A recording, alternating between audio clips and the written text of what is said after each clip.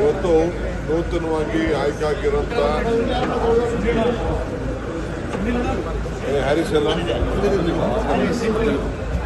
ನೂತನವಾಗಿ ಆಯ್ಕೆಯಾಗಿರುವಂಥ Venkatesh Prasad team office ಬೇರೆಷ್ಟು ನಮ್ಮ Harris ಅವರೆಲ್ಲ ನಾನೆಲ್ಲ ಮತ್ತು ಮುಖ್ಯಮಂತ್ರಿಗಳನ್ನ ಭೇಟಿ ಮಾಡಿ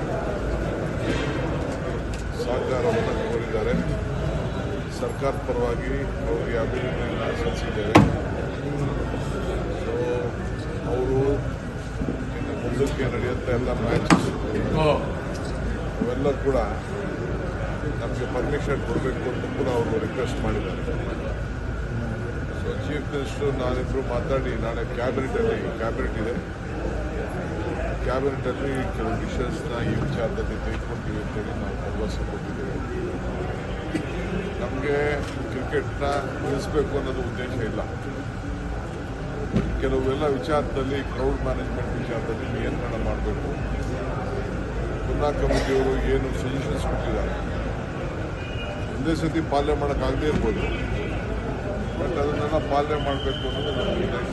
ಅವರು ಕೂಡ ಒಪ್ಕೊಂಡಿದ್ದಾರೆ. ಫಾಲೋ ರಿಪೋರ್ಟ್ ಏನೇನಿದೆ ಡಿಫಿಕಲ್ಸಿ. ಸೊ ಅದಕ್ಕೆ ಅವರಿಗೆ ನಾವು ಅಭಿನಂದಿಸ್ತೇವೆ.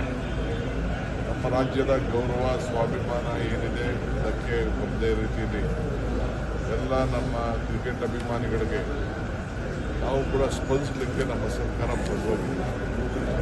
So I wish all the new team A great successful innings.